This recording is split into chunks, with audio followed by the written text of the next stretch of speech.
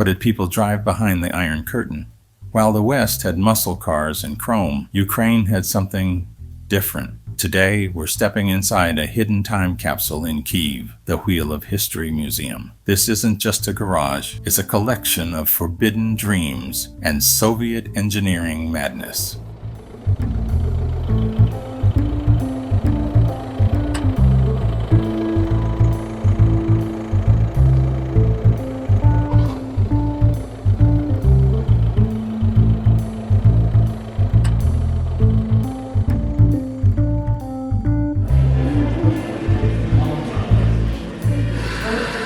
Step inside, and the 21st century disappears. You're surrounded by over 100 original vintage cars and motorcycles. In the Soviet era, getting a car wasn't about having money. It was about waiting in line for a decade. Every machine here has a soul, a secret, and a story of survival. To understand this collection, we have to go back to a time before the Soviet Union even existed. In the late 19th century, Ukraine was part of the Russian Empire. And a car was like a spaceship landing on a cobblestone street. The first automobiles appeared in Kyiv in the 1890s. They weren't just vehicles.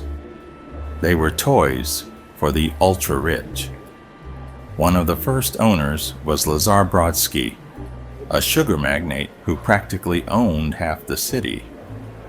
When he drove his French car through the center, horses panicked, and people stared in disbelief.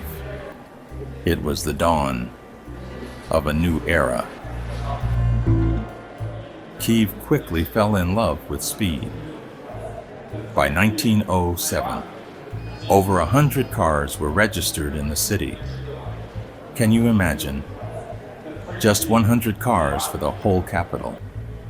But the real obsession started in 1913. That year, Kyiv hosted its first ever auto races. It was a celebration of technology, a glimpse of a bright future. But history had other plans. War, revolution, and the rise of the Soviet regime. The luxury cars of the aristocracy were confiscated or destroyed. The age of private ownership was over. In the 1920s and 30s, the car became a tool, not a luxury. The new government needed trucks and official vehicles. Factories in Kharkiv and Kyiv began trying to build their own models, copying Western designs and adapting them for rough roads. Then came the Second World War. It devastated the industry, but it also brought new technology.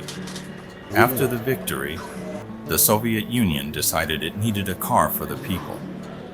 Not a limousine for the party leaders, but a small, affordable machine for the worker. This decision changed everything. It paved the way for the legend that is waiting for us next.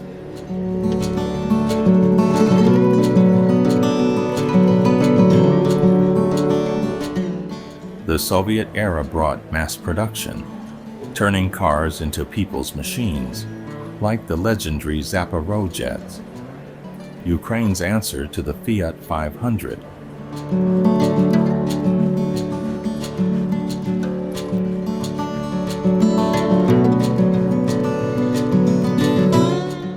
On the first floor, we find the heavyweights, Volgas, Zhigulis, and even rare foreign imports that somehow made it through the border.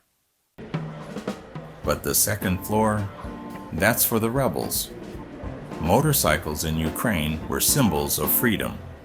You'll see the legendary Dnepr and Ural bikes, rugged, simple, and built to survive roads that didn't exist. They were the workhorses of an entire generation.